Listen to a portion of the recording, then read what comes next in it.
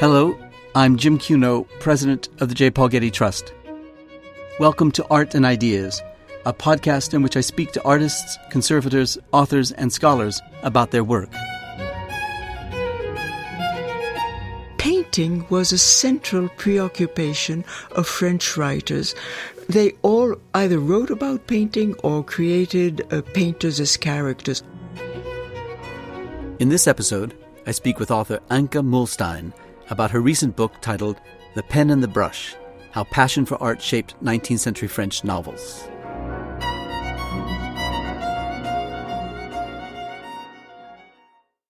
In her recent book, The Pen and the Brush, Anka Muhlstein writes, "Opening a Balzac novel is like walking into a museum, but a museum where the artists, and sometimes even their models, often step out of their frames to come into the story. Such a symbiotic relationship between writers and painters in 19th and early 20th century France is the subject of Muhlstein's elegant new book." Prior to the 19th century, access to works of art was largely restricted to the wealthy, who had entree to private collections, and to the devout while attending religious services at churches, where works were typically valued for their illustrative and spiritual power as enhancements to worship. It was only after the French Revolution that the royal collections were opened to the public and the Louvre was transformed into a museum. Visitors were stimulated and inspired by painters in their work, and French writers like Balzac, Zola, Huysmans, and Proust developed close relationships with contemporary artists, made artists the subjects of their novels, and often emulated their descriptive and dramatic stylistic effects.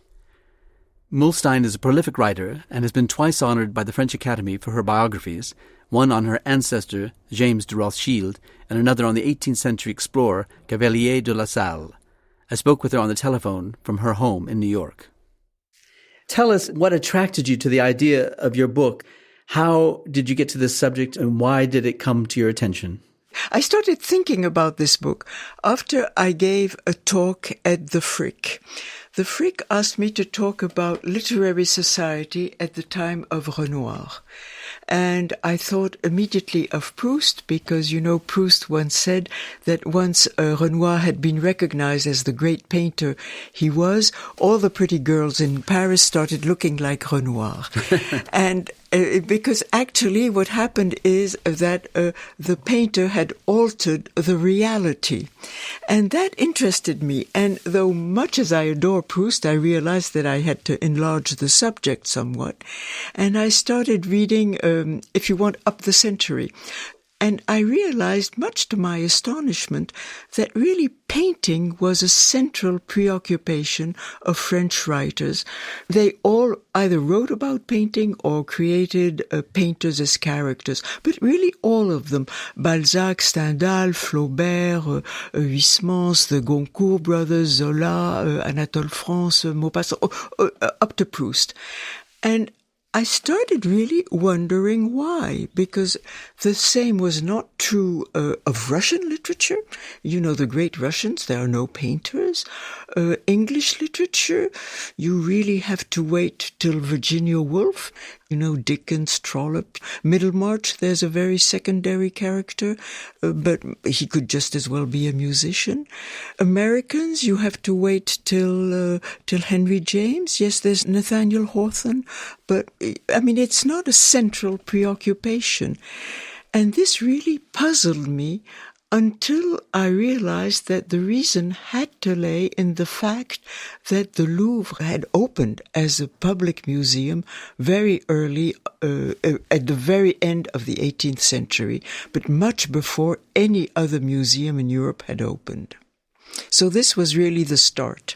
Yeah, you mentioned, as you begin with the French Revolution and the nationalizing of the royal collections at the time, that in 1793 the Louvre opened its doors to the public as the Central Museum of Arts. It had a name and a mission, which was to bring the collections that were once private, now public. What was that like? How can we identify the effect that had on writers and the reading public in Paris during the 1790s? Was there commentary about what people saw for the first time and the excitement they felt in seeing it? There was a huge excitement. I mean, you have to realize that the collection was huge. I mean, the royal collections were really quite amazing. And they were exposed in a sort of educational way. You know, they were not sort of haphazardly shown. They were really organized by school and chronologically, and there was a little booklet that was distributed. And what was perhaps more important, there was a lot of publicity about it, not only during the Revolution, but perhaps even more so in the period following that culminated with Napoleon's conquest in Europe, that translated by an amazing pillaging of art all over Europe. You know, whenever the French occupied a country, they brought back art. And these works of art did not make a discreet entrance. There was a sort of parade when art was brought in. For instance, when the great wedding at Cana, the Veronese, was brought from Venice to Paris, there was a parade. The parade was preceded by wild animals, which of course always attract a lot of people. Then, you know, the horses, the copper horses of St. Mark's Basilica, 30 chariots full of sculptures and paintings, and the smaller paintings were carried by the soldiers on their shoulders. So you can imagine the excitement of the populace. It was new that suddenly art was completely in the air. Now writers, I mean young people who before the opening of the museum would have had absolutely no opportunity to see art. Except in churches where you didn't see art very well because they were so dark. Well, suddenly they could sort of walk around the Louvre, the Grande Galerie, at their own speed, at their own fantasy, and absorb it all. And, you know, think of a young man like Balzac, who arrived in Paris when he was 15. He was not very good at school, and he played hockey all the time. And where did he go? He went to the Louvre. And you can see when you read his novels how he had absorbed the collection. But I think perhaps even more important, and Balzac was not the only one, of course. But so what was important is that the young writers, the young artists sort of earned a common vocabulary with painters. They suddenly were speaking about the same thing. That was very important. Was it important, do you think, in the context of the Napoleonic victories and the collecting of works of art and bringing them to Paris in the first instance, that it was confirming of a kind of new national post-revolutionary identity, the sense that of a kind of greatness of the state and the greatness of the nation, and confirmation that art played a critical role in that great triumph? Yes, and then perhaps more important, that art was really for the people. You know, whenever they brought back, the justification was the art was not going to be reserved for the pleasure of the tyrants. It was going to be given to the people. And, you know, it sounds a bit ridiculous because it's sort of pompous way of speaking. But on the other hand, when you think that in England or in Germany, I mean, you could visit great mansions where there was wonderful art. You could go to private galleries if you were introduced, if you were recommended. So the sort of poor guy who arrives from the provinces had absolutely no chance of seeing anything. I'm always amused by the fact that in Vienna, where in principle the collections of the Imperial Palace were open to everybody on the condition that the visitor would have clean shoes. Clean shoes? Why clean shoes? Well, clean shoes because it proved that you had enough money either to hire a cab or to have your private carriage. So it was in a way, a rather subtle way of choosing your public. And, you know, the same was true in England. I mean, if you wanted to go and visit the collections of the Duke of Devonshire, you couldn't just show up. You just had to have somebody vouch for you. Right. So I think that was important in France. It was for everybody. And I think I'm right about this too, that it was the dawn of the Romantic era and there was a great emulation of individual genius and that one saw this individual genius at work, not only in writing, but in painting and in music, for example. But that the attraction between writing and painting went both ways. That is that French novelists wrote about painters and painting, and French painters painted pictures inspired by literary texts like classical literature, the Bible, Goethe's Faust, Sir Walter Scott, Byron, and more. Now, there's a kind of a shared community of genius, a respect for genius, one to the next. Well, yes, of course, because there is also an explosion of great painters in the 19th century. But that also is, in a way, thanks to the revolution. You know, before the revolution, only artists that were members of the Academy could exhibit officially their work. So if you saw works, they were the works of academic artists. After the revolution, that changed, and the exhibitions were held in the Louvre before the revolution twice a year, and after the revolution they continued. But the difference was that the artist did not have to be a member of the Academy. It was open to everybody. There was a jury, otherwise they would have been absolutely swamped. But the number of artists who could actually exhibit went from a few hundreds to a few thousands. So that makes a huge difference. And those salons attracted an amazing number of people. They were extraordinarily popular. In all the novels of the period, you have descriptions of those crowds, those throngs. You had to fight your way to go and see the paintings. And that was very important also. You know, think of one thing. The National Gallery in London opened in 1824 with 38 paintings. So that's not a lot. That's not a lot. No, but, think about it. It makes a huge, huge difference. So, of course, people were not as excited about art in England as they were in Paris. Yeah.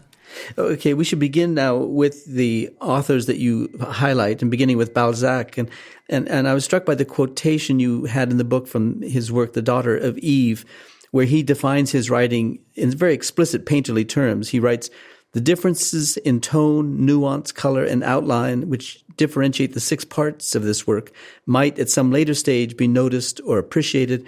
There's a clear painterliness about his writing of that sentence, a kind of concentration on the subtleties of the craft of writing, as if those subtleties were shared between the writer and the painter. He's looking at making a sentence and setting a stage for action in a kind of self-conscious way, the way a painter would. Yes. Well, a painting was a sort of inspiration for Balzac, really. What also struck me with Balzac is that he was the first novelist to really describe physically people. You know, before that, there was a beautiful woman in a novel. You just said, she was a heavenly creature. In La Princesse de Clèves, she was the most beautiful woman of the court. You don't have an impression of what she really looked like. But Balzac describes, the complexion, the hair, the hands, and very often he says, it would take a painter to do justice, and he would give the name of the painter. So there's a sort of osmosis between the painter and the writer here.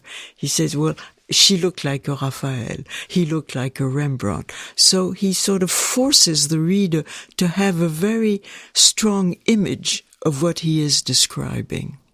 It made me think of Flaubert, about whom you don't write as much as you write about Balzac and the others, but Flaubert, who one considered a realist author, but who was very conscious and professed a consciousness about the rendering of sentence and structure and words in the right order and the precision of the tools of his craft, as it were, on the very same terms as you described Balzac, the very same terms as a painter might a painting.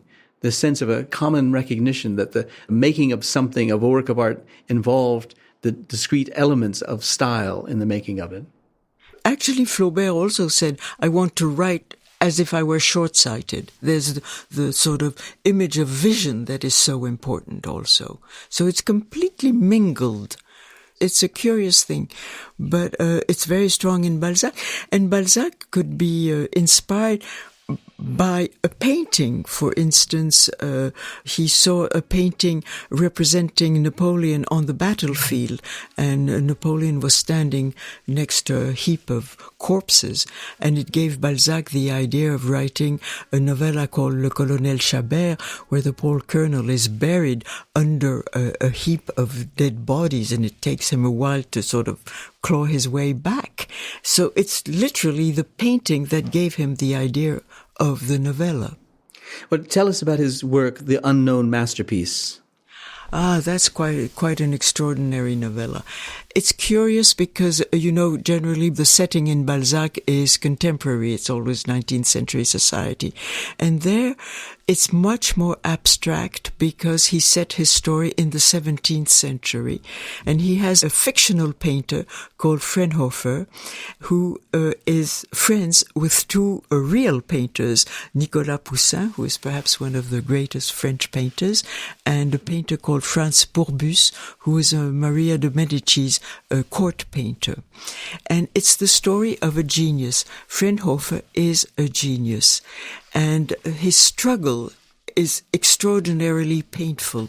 He meets with his two friends and he tells them that he has been working for 10 years on a painting that he has shown nobody, and he is completely devastated because he lost his model.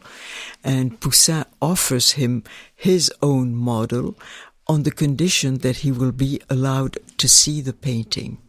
And the old painter accepts and is absolutely astonished by the beauty of the model. He finishes the painting very quickly and asks Pourbus and Poussin to come and look at it. And they enter the studio and they are completely appalled. They see a wall of paint, a chaos of colors, a sort of unbelievable mingle, and just one perfect, delightful foot that emerges from this disorder. And they are completely speechless, and Fraunhofer understands immediately that they don't get it, they don't catch it. And he tries to explain to them that lines don't exist in nature, that he has made the lines disappear. So, of course, there's a sort of blurring of the reality. And he says, of course, reality and art are not interchangeable. They are two completely different things. And the woman that I represented is not a creature. She is a creation. But still, he is faced with the bewilderment of these two artists, and he is so disenchanted that he sets fire to his studio, he commits suicide, and his work is destroyed.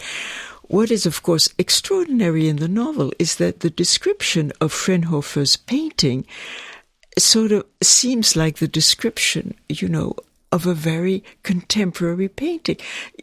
He could be describing a Jackson Pollock. I mean, there's a sort of unbelievable leap of imagination taken by Balzac. Closer to his time, he sort of seemed to imagine the Impressionists sort of 30 years hence, because that's exactly what the Impressionists did. They blurred the line. You see an Impressionist landscape, it's not sort of detailed the way a landscape, a Middle Ages or a 17th century landscape is. It's different, completely different. And so Balzac seems to have imagined what could happen in the evolution of modern art. And what I found very touching is that the novella was absolutely adored by later painters. For instance, Cézanne. Cézanne did not read the novel, but one of his painter friends read it to him, and Émile Bernard. And he said, while I was reading, suddenly Cézanne got up and, pointing to himself, showed that Fraunhofer was he. And later on, in an interview, Cézanne said, it's horrible when I paint, I look so intently, I have the feeling that my eyes are bleeding. Surely I must be a bit crazy like Fraunhofer. It was very, very strong. And of course, Picasso illustrated the novella. Yeah. And by a curious twist, Picasso moved in a studio, Quai des Grands Augustins, where actually Balzac had set the story of Fraunhofer. And Picasso was thrilled. He was extraordinarily happy to move, in a way, in Fraunhofer's studio. So that's the genius of Balzac. I mean, he was a realist with an unbelievable imagination. Yeah, when I read it for the first time, it reminded me of Jericho or even of Delacroix, the sense of kind of fragmentation of human form within the context of a flurry of color and lights and so forth. And also, I'm thinking of Balzac and his friendship with the caricature publisher Charles Philippon, who was the principal publisher of the satirist Daumier. How does a perceptive observer of humanity's foibles like Daumier fit into your picture of French artists? I know that there were mutual friendships among them. Daumier had a certain influence on the style of Balzac, certainly of Maupassant, where suddenly Maupassant describes people with very short sentences or even fragments of sentences, exactly the way a caricature is done, just stressing one character, the appearance of a foot, the appearance of an arm, and the sort of brevity suddenly of the style, which is very new in that time, comes, I think, from the caricature. Yeah. Next, you introduce us to Émile Zola, the childhood friend and sometimes rival of Cézanne. How does Zola fit into your story? Zola. Well, you see, Balzac didn't know any painter, so I think that was an advantage. He could write about painters, and he certainly did. He had many more fictional painters than writers. He was not interested in writers in fiction, while Zola had just one fictional painter. But Zola knew painters. His best friend from school was Cézanne, and they remained friends all their life. They were raised in Aix-en-Provence in the south of France, and they both came up to Paris, as we say in France. Ils ont monté à Paris together. And Zola had a hard time. He didn't have a penny. He didn't have a good job. And he didn't know anybody. The only people he knew were Cézanne's friends. And Cézanne was friendly with all the painters of the period. And so Zola was really part of that milieu.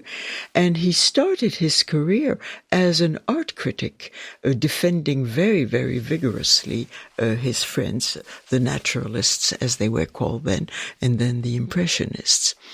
But when he wrote about a painter, it was so precise, and the painters seemed to recognize themselves.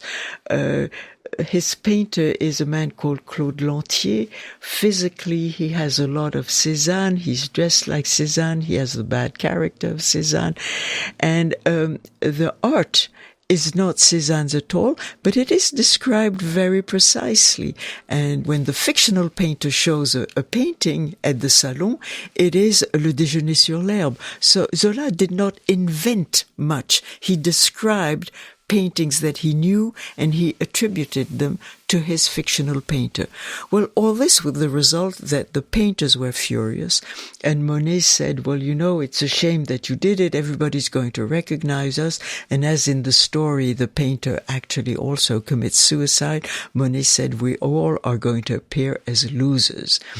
So, poor Zola, who had defended them with such verve, with such talent, was suddenly sort of brushed away by these people that he admired so much.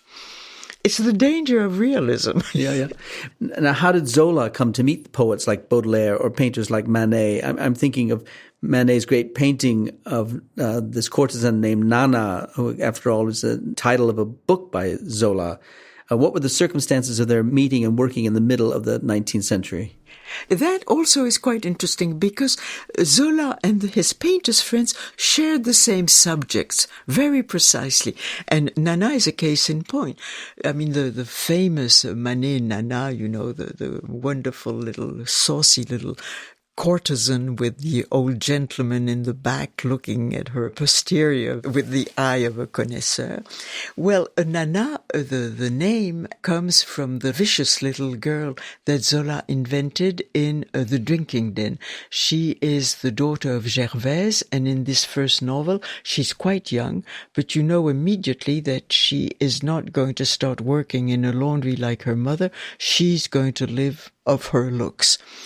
So Manet paints Nana, and then Zola ends the story of Nana in another novel called Nana. So there's a sort of back and forth there. They really shared the subject.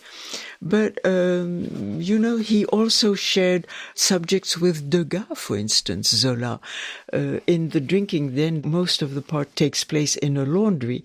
And there's not only the washerwoman, but the ironers. And, Degas did those marvelous series of washerwomen and ironers. And Zola actually wrote to Degas saying, I literally wrote my pages on the ironers looking at your painting. And this is fascinating because normally you would think that Degas' painting would have illustrated the novel. That's the way generally things happen. Well, here it's the opposite.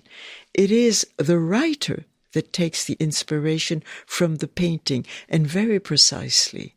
And that's new. Yeah, there's so many relations and the interrelations among them all. And it made me think of Baudelaire, for example, and Baudelaire's relationship to Manet and how it was that you had to make decisions about what to include and what not to include to fit your book.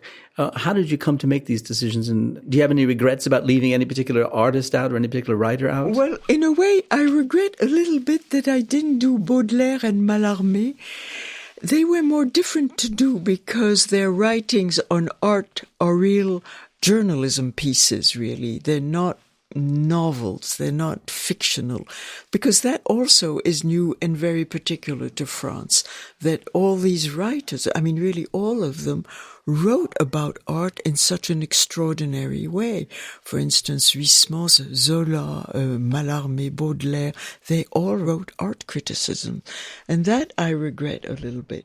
It made me think of that very touching and moving portrait of Baudelaire's funeral by Manet, the sense that there were these signature figures in their world that were protean in character, and they celebrated these kinds of protean characters. But I want to get to near the end of the book because you have written so beautifully on Proust before, and you bring all of that command to our understanding of Proust at the end of your book. How does he fit into your story? Well, Proust first fit in my story because I think he is the last writer who really, how should I say, there's a sort of movement of writers towards painters. And I think that in a way he ends this movement. I think you could argue that there's still writers and artists who are very connected later on in the 20th century, but I think not as strongly, not as precisely as the one I talk about. And Proust really ends this movement. What I found extraordinary in Proust is that, and in a way it's a little bit like Balzac, is that he uses the painting to describe his character. All readers of Proust know that one of the main characters, Swann, who's a real art lover and an art collector, falls in love with a courtesan, really, not at first sight, but once he realizes that she looks like a Botticelli. So the crystallization of the love comes from the work of art. So there is Odette transformed in this Botticelli sort of ethereal creature.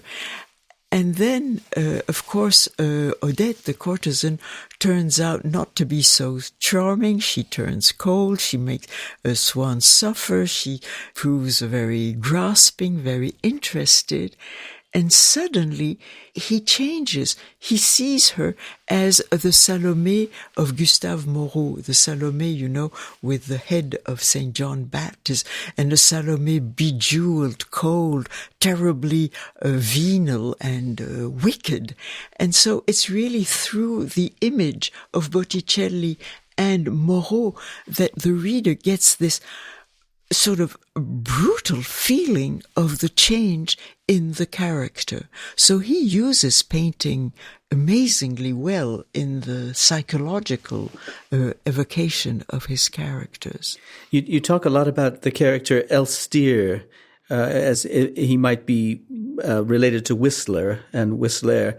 And you say that we never see the anxieties that he has as a painter. We never actually even see him work as a painter. In that way, Proust is very different from Balzac, from Zola, from Maupassant. He never shows the painter sort of struggling with his art, wondering who's going to buy his painting, choosing his brush. I mean, all the other ones are very, very precise in their description of the paint. Proust is much more abstract. Actually, you never see Elstir painting. Just briefly once, he sort of, he receives the visits of the narrator and he says, "Oh, I just want to finish this. You can poke around the studio while I finish." But you never see that. What is interesting in the character is that he proves the mentor of the narrator. You know, you could consider that In Search of Lost Time is the story of a vocation, how the narrator becomes a writer, and who introduces him to the world of art but the painter. And it's striking because Proust created three great artists: a writer, Bergotte, a musician, Vinteuil, and a painter, Elstir. And it is the painter who shows the narrator that the real artist is the man who knows how to look, and to look with what he calls a virgin eye. You must sort of make abstraction of what you think you are looking at and just look. And that is what is going to make you a writer and what makes Elstir a great painter. Now, near the end of your book, you quote Virginia Woolf saying that were all modern paintings to be destroyed, a critic of the 25th century would be able to deduce from the works of Proust alone the existence of Matisse, Cézanne, Derain, and Picasso. He would be able to say that with these books before him, that painters with the highest originality and power must be covering canvas after canvas, squeezing tubes after tubes in the room next door. And you say the same could be said of the French novelists before him, that painting and literature had been inextricably linked for over a century. Do you think that's still true about painters and novelists in the 20th century in Paris? I don't see it as clearly as in the 19th century. I mean, painting became abstract. It was much more difficult to... I think that the two arts have taken divergent paths in a way. Though, I have to say that going back to Proust and Picasso, it's not obvious, of course. And it's not obvious for the very good reason is that Proust didn't understand Picasso's painting. I mean, he went once to the studio and said, he came back and he told his housekeeper, "I saw this Spanish painter. He's doing something called Cubism." I have to admit I didn't understand it at all. And yet, in his style, in his way of writing, if you consider that Picasso, you know, when you have these images of women that you see both from profile and from the front, Proust does the same thing in his writing. He describes something from different point of views, which is exactly what Picasso does. But he was not influenced because he didn't see the Picasso. So you might think that there's something in the air that explained both of them. I don't see that in the 20th century. I know that, for instance, Hemingway said that he learned so much looking at the Cézanne, but it's not as clear, it's not as openly obvious as with my writers. Well, you make such a convincing case about the importance of this mutual relationship in the 19th century. It's great to know that this book, so beautifully written, could have come from a single lecture at the Frick. What is your next lecture going to be? And what book might derive from your next lecture? Well, for the moment, I'm preparing something completely different. I'm writing the introduction for the new edition of Chateaubriand's Mémoires for the New York Review of Books. And so, well, that's perhaps also, I mean, that's a great, great writer.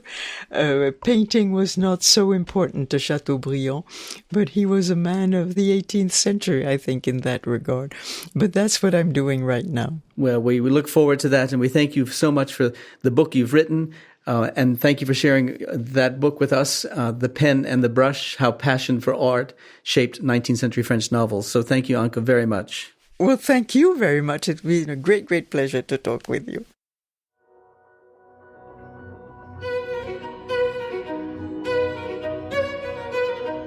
Our theme music comes from the Dharma at Big Sur, composed by John Adams for the opening of the Walt Disney Concert Hall in Los Angeles in 2003. It is licensed with permission from Hendon Music. Look for new episodes of Art and Ideas every other Wednesday. Subscribe on Apple Podcasts or Google Play Music. For photos, transcripts, and other resources, visit getty.edu/podcasts. Thanks for listening.